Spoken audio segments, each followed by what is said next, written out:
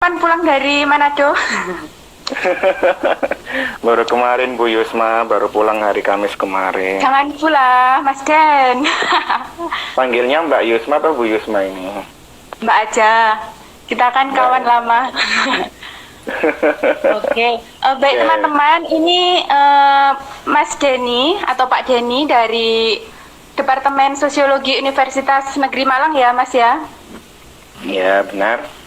Iya, jadi akan cerita-cerita atau ngobrol terkait dengan judul dan latar belakang dalam penelitian kualitatif gitu. Kan ini Mas, apa namanya? eh, Banyak, nggak banyak sih, Masnya ada beberapa mahasiswa yang belum lulus atau nggak lulus tepat waktu, artinya lebih dari 4 tahun. Nah, setelah saya tanya itu biasanya kenapa belum lulus, di tahap apa sekarang?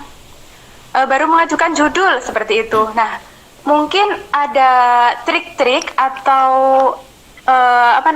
cari inspirasi judul itu dari mana gitu, Mas? Oke, Mbak Yusma ini suara saya jelas ya? Oke, jelas. Teman-teman Jelas jelas ya ya? suaranya Mas Denny ya? Karena tadi ada yang notice katanya belum kedengaran, tapi sudah jelas ya? Oke. Oke, kalau sudah jelas gini, jadi kan kemarin Mbak Yusma sempat kontak saya gitu ya. Kita hari ini bukan kuliah ya, bukan kuliah 2 SKS, 3 SKS gitu ya. Lalu kita mencoba untuk sharing saja terkait mungkin ada permasalahan yang disampaikan oleh teman-teman di program studi PLS ya, Mbak Yusma ya. Iya, Di iya, program khususnya. studi luar sekolah ya, pendidikan luar sekolah ya.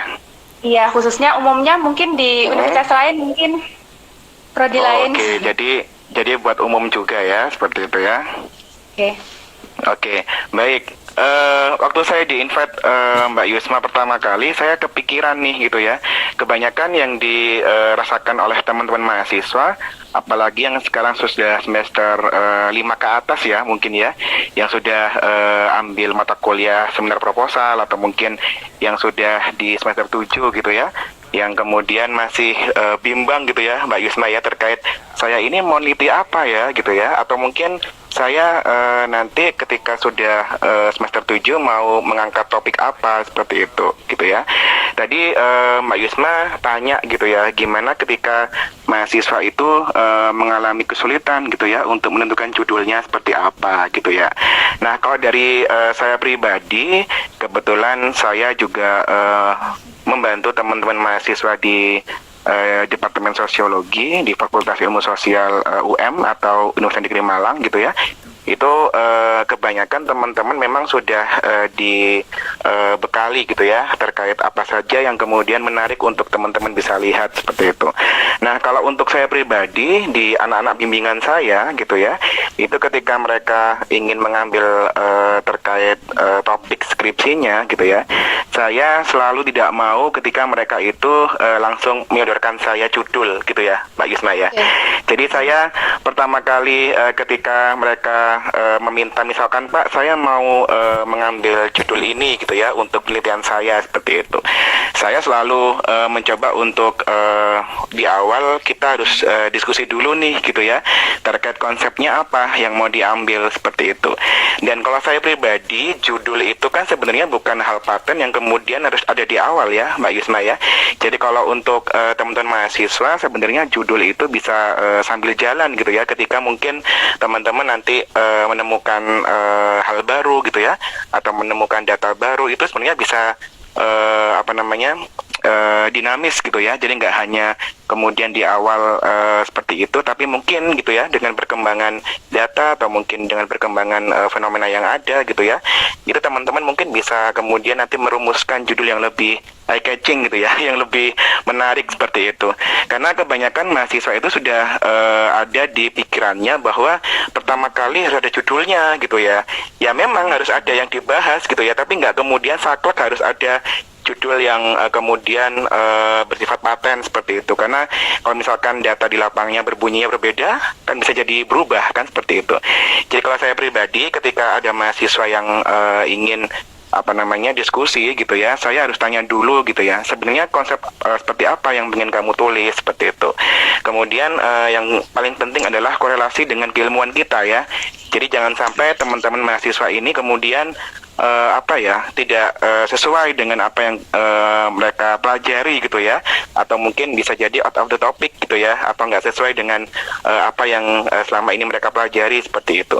Jadi paling nggak teman-teman mahasiswa ketika pertama kali ingin gitu ya untuk menyampaikan terkait konsep penelitian, itu mungkin bisa dimulai dengan melihat dulu gitu ya, sebenarnya apa yang ingin saya teliti gitu ya, kemudian apa sih urgensinya penelitian itu gitu ya. Kalau penelitian itu nggak menarik, kalau penelitian itu nggak penting gitu ya, terus apa nilai jualnya, kan seperti itu ya Mbak Yusma ya. Jadi mungkin kalau saya pribadi tidak selalu stagnan dengan judul, tapi mungkin bisa kita diskusikan dulu dengan konsep atau mungkin dengan fenomena apa yang kemudian ingin diangkat, seperti itu Mbak Yusma. Oke, berarti kita cari dulu masalahnya ya, konsepnya seperti apa gitu ya Mas ya.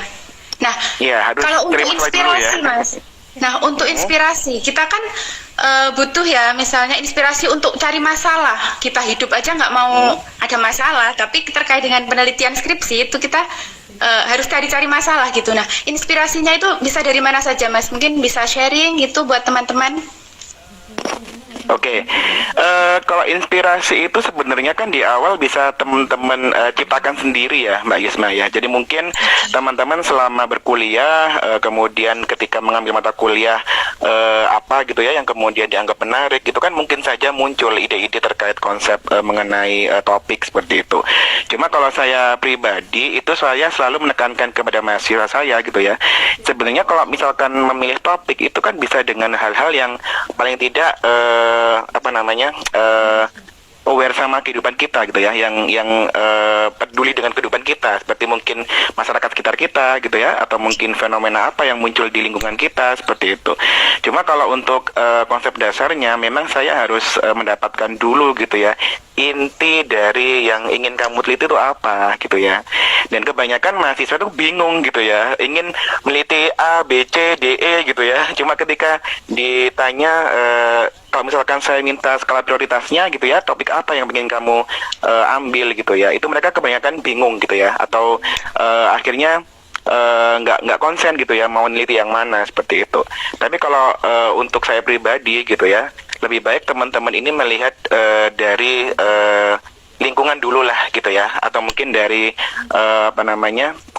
komunitas gitu ya, atau mungkin hal-hal yang teman-teman pernah lakukan secara langsung seperti itu.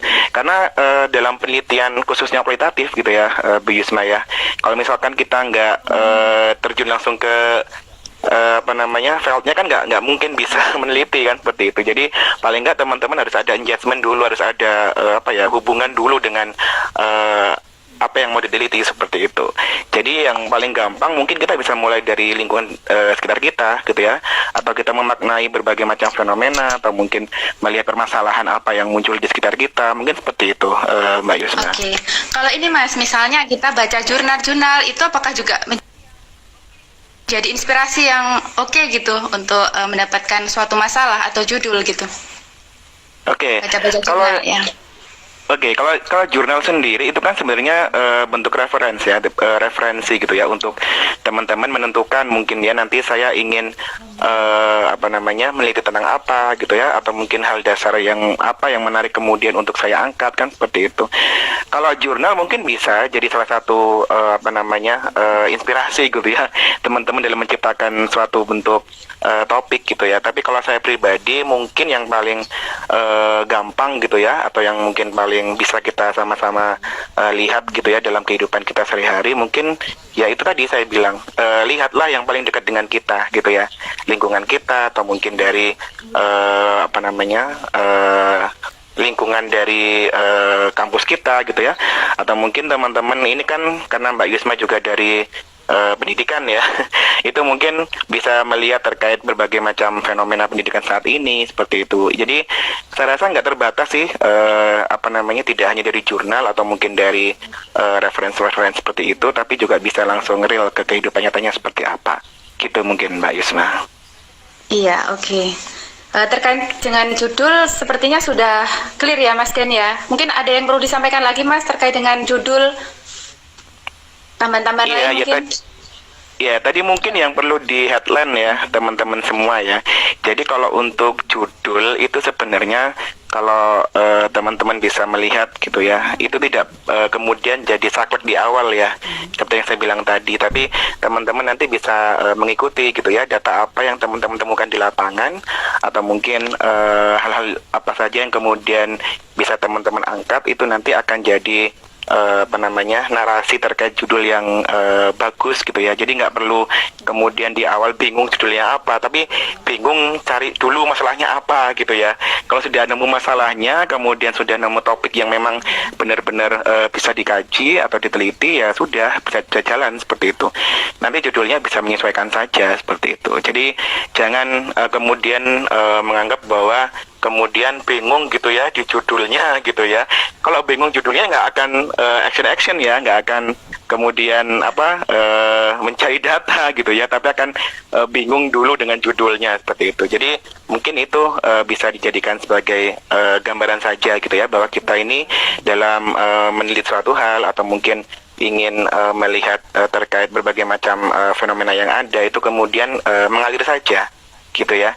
Jadi harus mengalir saja, tidak kemudian stagnan di satu kebingungan gitu ya Mbak Yusma ya. Kalau seperti itu ya nggak akan jalan ya. Itu biasanya yang teman-teman juga alami di kampus gitu ya. Sudah ingin bimbingan, kemudian ketika ditanya dosennya gitu ya, pengen neliti apa gitu ya, bingung gitu ya, jawabnya meneliti apa gitu ya. Jadi mungkin lebih baik teman-teman berikan dulu konsepnya ke dosennya gitu ya. Kemudian teman-teman bisa diskusi dengan dosennya, apakah kemudian yang saya ingin teliti ini relate nggak sama keilmuan kita atau seperti apa gitu Mbak Yusma. Oke, nah terkait dengan judul tadi sudah. Terkait dengan masalah Mas, mungkin teman-teman bingung apa sih masalah itu? Apakah memang masalah dalam penelitian itu kesenjangan antara fakta dengan teori seperti itukah, atau mungkin ada penjelasan lain Mas? Oke, gini ya. Jadi kalau misalkan teman-teman melihat suatu hal gitu ya, apalagi kita dalam konteksnya di soshum ya, di sosial humaniora gitu ya. Jadi kalau misalkan teman-teman melihat suatu hal, itu kan pasti nanti akan muncul gitu ya, notice gitu ya. Kok bisa seperti ini gitu ya, kenapa kok nggak seperti itu, kan seperti itu. Jadi hal-hal inilah yang kemudian bisa dilihat gitu ya, bahwa sebenarnya dalam mencari masalah atau mencari topik yang memang menarik untuk dikaji, diteliti, itu yang pertama teman-teman harus melihat dulu apakah kemudian yang teman-teman ingin teliti itu memang relate gitu ya dengan keilmuan teman-teman, itu yang pertama. Kemudian yang kedua, teman-teman ketika ingin mencari suatu topik gitu ya, ada suatu permasalahan yang akan diangkat gitu ya, teman-teman bisa kemudian melihat kondisi sekitar teman-teman gitu. Kalau misalkan ada suatu hal yang kemudian dianggap relate, dianggap bisa untuk diangkat dan itu memungkinkan untuk kemudian dikaji, itu bisa jadi suatu permasalahan yang memang menarik untuk diangkat seperti itu. Jadi ya tergantung teman-teman sendiri gitu ya, tergantung mahasiswa, apakah kemudian yang disajikan ke dosennya ya, apalagi ke dosen pembimbing gitu ya, itu kan pasti dosennya bisa notice gitu ya, apakah kemudian ini layak atau tidak seperti itu. Jadi kalau saya pribadi membimbing mahasiswa saya seperti itu. Ketika memang itu saya anggap sudah bisa jalan, ya monggo silakan jalan seperti itu. Tapi kalau masih ada hal-hal yang masih diperdebatkan di awal gitu ya antara saya dengan mahasiswa dan belum clear itu saya biasanya mencoba untuk meminta ke mahasiswanya untuk dikelirkan dulu gitu ya, daripada nanti teman-teman sudah jalan, sudah penelitian tapi tiba-tiba di tengah-tengah nanti ada miss atau ada problem seperti itu gitu Mbak Yusma. Oke, ini sudah ada pertanyaan, kita bahas nanti ya Mas ya, setelah kita bahas tentang latar belakang. Teman-teman yang lainnya yang mau tanya silahkan chat di kolom chat, silahkan komen di kolom chat. Kemudian terkait dengan latar belakang dalam penelitian kualitatif Mas. Nah, ini bagaimana mungkin kalau sudah mendapatkan masalah, kemudian juga sudah dapat judul, sudah di ACC oke. Nah, masih bingung, gimana sih cara membuat latar belakang masalah, apa yang harus saya lakukan pertama kali gitu. Oke. Nulis apa mungkin? Gini, mungkin yang jadi kata kunci pertama adalah pahami dulu gitu ya apa itu kualitatif gitu ya, Mbak Yusma ya. Karena baru kemarin gitu ya saya di seminar internasional gitu ya. Kebetulan waktu itu jadi panelis gitu ya, dan saya waktu itu mendengarkan pemaparan gitu ya dari salah satu peserta seminar gitu ya, terkait penelitian yang dia angkat seperti itu. Nah, di metodenya dia berbicara bahwa penelitian ini menggunakan metode kualitatif gitu ya, dengan bla bla bla gitu ya. Nah, ketika dicek gitu ya terkait siapa informannya gitu ya, atau mungkin kemudian kriterianya seperti apa gitu ya. Tapi yang disajikan itu datanya adalah data-data kuanti gitu ya. Jadi dia nggak membahas informan tapi bahasnya responden seperti itu. Nah, itu yang kemudian agak miss gitu ya ketika penyampaian materinya seperti itu. Jadi yang pertama kuncinya adalah teman-teman harus pahami dulu gitu ya, apa sih yang dimaksud dengan konsep penelitian kualitatif seperti itu. Nah, teman-teman kan pasti sebelum mengambil mata kuliah skripsi, teman-teman kan juga pasti sudah dibekali ya, Mbak Yusma ya, dengan mata kuliah metode gitu ya, bagaimana kemudian harus menciptakan suatu penelitian gitu ya, dan metode apa yang digunakan seperti itu. Itu mungkin perlu dijadikan headline dulu. Ketika teman-teman sudah paham gitu ya, sudah mengerti, nanti tinggal jalannya seperti apa kan gitu. Nah, tadi bertanya terkait background ya, Mbak Yusma ya, terkait latar belakang gitu ya. Oke, jadi gini, sebenarnya kan kalau kita sudah menemukan topik gitu ya, kemudian kita sudah menentukan masalah yang mau diangkat itu apa, teman-teman kan harusnya juga sudah paham gitu ya. Apa sih yang kemudian menjadi faktor-faktor sehingga kita tuh memilih untuk menggunakan fenomena atau permasalahan itu kan seperti itu. Nah, di latar belakang itu sebenarnya teman-teman bisa sampaikan gitu ya terkait hal-hal dasar yang kemudian berhubungan dengan apa yang teman-teman ingin tulis seperti itu. Nah, biasanya juga di latar belakang itu harus terlihat gitu ya sebenarnya runtutan dari apa yang teman-teman ingin tulis itu seperti apa sih gitu ya. Dan biasanya yang jadi masalah mahasiswa itu ketika menulis latar belakang itu seringkali loncat gitu ya. Di awalnya dia bahas apa, kemudian di bagian tengahnya dia bahas apa kan seperti itu.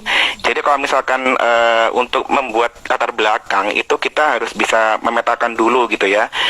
Ketika kita memilih suatu hal atau suatu permasalahan gitu ya, itu kemudian kita harus melihat dulu gitu ya apa yang kemudian bisa kita tulis sebagai pengantar seperti itu. Nah, di bagian latar belakang itu teman-teman juga harus menjelaskan gitu ya sebenarnya apa sih yang membuat penelitian ini menarik gitu ya, atau mungkin kalau misalkan yang sekarang sedang in-innya tuh terkait novelty ya, Mbak Yusma ya, kebaruannya tuh apa gitu ya.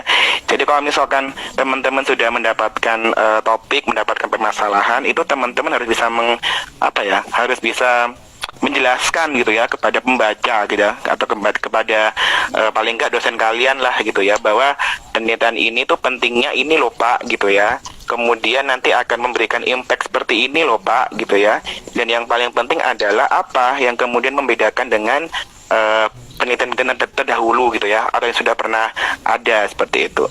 Jadi kadang-kadang kalau untuk sekarang itu teman-teman yang namanya kebaruan atau novelty itu dianggap suatu hal yang memang harus ada, harus hadir gitu ya. Karena teman-teman ini menciptakan suatu bentuk tulisan ilmiah itu kan pasti ada dasarnya gitu ya, ada hal yang kemudian ingin diangkat kan seperti itu.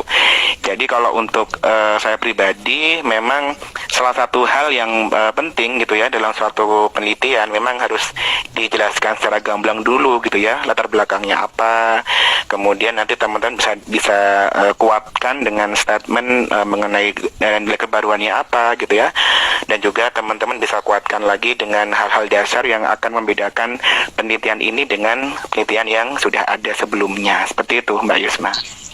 Oke, jadi tadi yang harus ada di latar belakang masalah itu kira-kira ada alasan memilih masalah tersebut ya Mas ya. Kemudian juga apa sih menariknya masalah ini, kemudian apa sih pentingnya, apakah ada impact, kemudian novelty ya. Tapi kalau novelty itu kalau kita dengar novelty itu kayaknya kayak berat banget gitu. Apakah di skrip novelty untuk skripsi itu yang seperti apa? Kalau zaman dulu ya kita novelty itu di S3 misalnya yang ada penemuan apa gitu. Kalau yang di skripsi gimana Mas? Yang seperti apa yang dimaksud novelty? Oke, yang dimaksud dengan kebaharuan itu adalah teman-teman bisa membuat suatu topik permasalahan di dalam skripsi teman-teman yang memang itu mungkin belum pernah dibahas gitu ya sebelumnya oleh orang lain seperti itu. Event itu sudah dibahas orang-orang lain, itu teman-teman harus menciptakan apalagi sih yang kemudian berbeda dengan penelitian yang sudah ada sebelumnya gitu ya. Mungkin terkait kajiannya atau mungkin terkait hal yang diangkat atau mungkin berbagai macam hal-hal dasar yang mungkin membedakan seperti itu. Jadi bukan kemudian harus menciptakan suatu hal yang baru gitu ya Bu Yusma ya. Tapi paling nggak teman-teman bisa membuat sedikit penemuan gitu ya, penemuan terkait ini berbeda kok Pak dengan yang sudah pernah ada sebelumnya gitu ya, bedanya di sini gitu ya. Jadi saya ketika membimbing mahasiswa pasti akan tanya itu gitu ya, coba kamu cari di berbagai referensi gitu ya, entah itu di Google Scholar atau mungkin di jurnal atau mungkin yang lain seperti itu. Coba kamu cari jurnal atau artikel yang membahas terkait topik yang kamu angkat. Saya bilang gitu Mbak Yusma ya. Jadi dari situ kita bisa lihat gitu ya, oh ternyata si A itu nulis hal yang sama tapi dia nggak bahas ini loh Pak gitu ya. Jadi saya mencoba untuk membuat mahasiswa saya tuh bisa menelaah gitu ya, apa sih yang kemudian berbeda dengan penelitian yang sejenis atau serupa seperti itu. Dan dia ketika bimbingan harus bisa menjelaskan gitu ya, oh ternyata perbedaannya di sini gitu ya, atau mungkin oh ternyata kebaruannya di sini seperti itu. Jadi bukan kemudian menciptakan suatu hal yang benar-benar baru, tidak gitu ya, tapi paling nggak teman-teman bisa menemukan celah lah untuk kemudian menjadi berbeda dengan penelitian yang sudah pernah ada seperti itu Mbak Yusma. Nah, konsep novelty-nya agak bergeser ya sekarang Mas ya, lebih familiar gitu ya. Iya, jadi harus ada apa sih hal baru yang membedakan dengan penelitian yang lama itu apa? Gitu. Nah, berarti untuk yang di latar belakang ini berarti penting ya Mas kita baca-baca jurnal, kita menuliskan jurnal sehingga dapat diketahui apa sih perbedaan penelitian atau topik kita dengan penelitian yang ada di jurnal tersebut gitu ya Mas ya? Ya, bisa seperti itu Mbak Yusma. Ya, jadi untuk membedakan dengan penelitian terdahulu, baca jurnal, kemudian juga dituliskan juga kan Mas di latar belakang ya? Ya, itu biasanya dijadikan sebagai penguat saja gitu ya. Misalkan teman-teman menemukan penelitian serupa atau sejenis gitu ya. Misalkan nih kalau di sosiologi ada terkait penelitian konstruksi sosial masyarakat misalkan. Yang bahas terkait masalah konstruksi sosial banyak ya. Gak hanya kemudian 1-2 orang, kan pasti banyak sekali. Tapi kemudian harus dipilah dan dipilih gitu ya, yang kira-kira relevan dengan yang akan diteliti itu yang mana ya. Teman-teman bisa menyampaikan beberapa hal itu. Kemudian di situ setelah teman-teman jelaskan bahwa si penelitian ini menjelaskan tentang ini atau penelitian yang lain tentang itu gitu ya. Nah, di bagian akhirnya teman-teman harus membuat satu rangkuman gitu ya, bahwa dari melihat berbagai macam penelitian yang sudah ada, itu teman-teman kemudian mempunyai celah yang agak berbeda gitu ya, mungkin di bagian kajiannya atau mungkin yang lain seperti itu. Jadi paling enggak sebenarnya penelitian terdahulu itu bisa jadi patokan gitu ya, apakah kemudian yang saya teliti ini sudah pernah diteliti oleh orang lain atau belum seperti itu. Apalagi di ilmu sosial kan pasti sangat masih sangat banyak gitu ya terkait berbagai macam penelitian yang mungkin serupa tapi tak sama gitu ya Mbak Yusma ya. Jadi mungkin teman-teman harus lebih bisa memilah dan memilih tadi gitu ya. Ketika teman-teman memang sudah bisa menguatkan statement teman-teman bahwa oh penelitian saya ini berbeda kok Pak dengan yang ini gitu ya. Itu juga harus teman-teman lihat seperti itu. Cuma yang jadi masalah adalah kadang-kadang mahasiswa itu males untuk cari referensi itu gitu ya. Pokoknya sudah datang ke saya bilang ini baru Pak, nggak ada yang teliti gitu ya. Ketika saya cek Scholar gitu ya, banyak yang bahas tentang itu gitu ya. Jadi kadang-kadang memang dosen tuh harus ngecek juga gitu ya, apakah kemudian yang disampaikan oleh mahasiswa itu sesuai atau tidak seperti itu. Kadang-kadang mereka hanya mencari 1-2 sumber gitu ya, tapi nggak tapi sudah meyakini bahwa apa yang mereka teliti itu sudah terbarukan gitu ya. Jadi itu yang kadang-kadang perlu untuk dicatat juga oleh teman-teman mahasiswa dan juga untuk si dosennya, seperti itu ya Mbak Yusma. Oke, clear ya Mas ya, yang latar belakang. Nah ini saya akan membacakan pertanyaan dari siapa nih? Bualan Siapi. Nah, untuk melakukan penelitian, yang benar itu menentukan masalahnya dulu atau teorinya dulu, Mas? Nah, itu ada pertanyaan. Oke, sekarang kita main analogi ya Mbak Yusma ya. Misalkan nih sudah tahu teorinya apa gitu ya, kemudian gak ada masalahnya gitu ya, kemudian mau dimasukkan kemana teorinya? Ayo coba betul. kita main analogi gitu ya. Cuma gini teman-teman, kadang-kadang memang ketika kita sudah menciptakan masalah gitu ya, sudah menemukan gitu ya topik apa yang kemudian relate dengan keilmuan kita, itu nanti itu masalah teori dan lain-lain itu juga bisa kita lakukan sambil jalan gitu ya. Dalam artian mungkin saja teman-teman harus bisa memilih gitu ya, teori apa yang pas dengan apa yang saya angkat, seperti itu. Kadang-kadang mahasiswa ini biasanya terpaku dengan teori-teori yang kemudian mereka juga nggak paham gitu ya Mbak Yusma ya.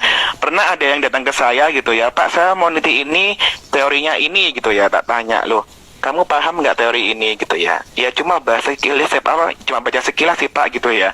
Nah, ketika hal itu jadi suatu pembenaran gitu ya, itu akan mengacaukan juga penelitian itu gitu ya. Karena teman-teman nggak paham benar terkait teorinya, tapi teman-teman kemudian sudah berani untuk menetapkan itu dalam penelitian teman-teman, kan seperti itu. Jadi kalau saya pribadi untuk bisa membuat suatu penelitian yang memang runtut gitu ya atau sistematis gitu ya, teman-teman sebenarnya harus menentukan dulu akar masalahnya apa gitu ya. Kemudian ketika sudah ada yang mau dibahas, sudah ada yang mau dikaji, nanti untuk masalah teori itu adalah sebagai penguat gitu ya, sebagai penguat apa yang teman-teman sudah angkat, seperti itu. Jadi mungkin dengan berjalan sambil cari data gitu ya, teman-teman juga kemudian nanti waktu nulis artikelnya atau mungkin menulis skripsinya gitu ya, itu teman-teman bisa menggunakan teori itu sebagai penguatnya gitu ya, seperti itu. Saya mau konfirmasi dulu Mbak Yusma, di UPR sudah menggunakan skripsinya sudah menggunakan skema artikel, jurnal? Belum Mas, belum. Belum ya, oke. Jadi mungkin ya. Iya, jadi mungkin kalau teman-teman di UM ya, di Universitas Negeri Malang itu kebetulan mulai tahun 2021 ya, itu sudah ada skema-skema lain gitu ya untuk skripsi. Jadi tidak hanya kemudian membuat skripsi yang tebel gitu ya Mbak Yusma ya, yang kadang-kadang kita juga malas bacanya gitu ya. Kadang-kadang kita juga bikin mahasiswa itu akhirnya jenuh gitu ya. Nah, akhirnya kita punya salah satu skema untuk mahasiswa kita itu dengan teman-teman boleh mengganti skripsinya dengan artikel jurnal gitu ya. Jadi teman-teman mahasiswa itu diberikan keleluasaan untuk kemudian submit mandiri gitu ya, kemudian revisi mandiri gitu ya. Tapi itu juga dalam pengawasan dosen ya, dalam pengawasan dosen pembimbingnya. Jadi ketika mereka sudah dinyatakan acceptable, diterima oleh jurnalnya, itu sebagai pengganti skripsi mereka, seperti itu. Jadi itu juga ada dua hal yang kita bisa dapat ya. Yang pertama adalah terkait publikasi gitu ya untuk mahasiswa kita, dan yang kedua adalah mengajarkan kepada mahasiswa itu supaya nggak buta terkait masalah publikasi gitu ya. Jadi paling nggak ketika mereka besok misalkan lanjut S2 atau mungkin mereka mengajar gitu ya, itu mungkin juga perlu pemahaman mengenai publikasi gitu ya. Sehingga ketika mereka lulus itu nggak kemudian nol, kok bahasa Jawanya nol putul gitu ya, nol putul terkait masalah publikasi, seperti itu. Jadi kalau misalkan sudah menggunakan konsep artikel jurnal itu saya rasa lebih relate ya Mbak Yusma ya, untuk kemudian lebih simpel dan juga akan membuat mahasiswa itu lebih lebih ngerti gitu ya terkait sistematika publikasi seperti apa gitu ya. Gitu mungkin Mbak Yusma. Kalau MBKM kan sebenarnya udah bebas ya Mas ya. Tapi kan tiap kampus punya kebijakan sendiri-sendiri. Mungkin kayak nggak afdol gitu kalau nggak ada skripsi yang tebel gitu. Jadi belum ada sosialisasi terkait hal itu sih. Ini sepertinya sudah cukup sih Mas, kita sudah setengah jam. Nah yang terakhir tadi terkait dengan tanya masalahnya dulu atau teorinya dulu. Nah insya Allah mungkin hari Senin ya Mas kita kembali lagi untuk bahas tentang landasan teori dan kajian pustaka ya. Semoga bisa Mas Den. Insya Allah ya teman-teman ya. Kalau misalkan nggak bisa kan bisa dengan dosen yang lain ya Bu Yusma ya. Enggak, sudah taken kontrak sama Mas Den. dan sebenarnya ya teman-teman ya, jadi ketika teman-teman terlibat dalam pembicaraan atau mungkin diskusi seperti ini itu sebenarnya lebih enak live ya Bu Yusma aja, jadi kita bisa diskusi secara langsung, tapi karena di Instagram memang terbatas ya untuk fiturnya, jadi mungkin bisa tanya jawab saja seperti itu gitu ya Mbak Yusma ya.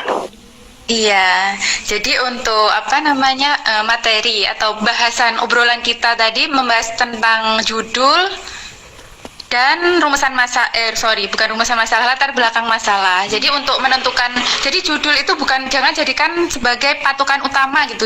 Lebih baik cari dulu masalahnya apa. Kemudian terkait dengan latar belakang penelitian, kita juga harus cari tahu apa sih alasan kita memilih topik ini, kemudian menariknya apa, pentingnya apa, impactnya apa sih yang membedakan penelitian kita dengan penelitian terdahulu. Seperti itu ya Mas Den ya.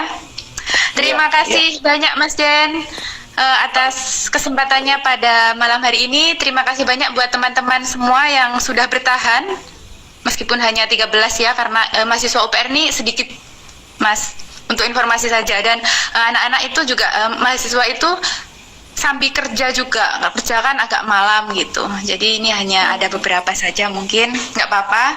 Semoga informasinya bermanfaat ya Mas Den. Terima kasih banyak, sampai jumpa hari Senin. Terima kasih teman-teman. Mungkin bisa disampaikan ke mahasiswanya Bu Yusma kalau misalkan mau pertukaran pelajar dengan UM gitu ya, atau mungkin mau main-main ke UM, monggo silakan gitu ya. Iya. Oke, siap. Terima kasih. Oke, sampai jumpa. Selamat malam. Selamat malam, terima kasih. Pak Den, makasih Pak Den.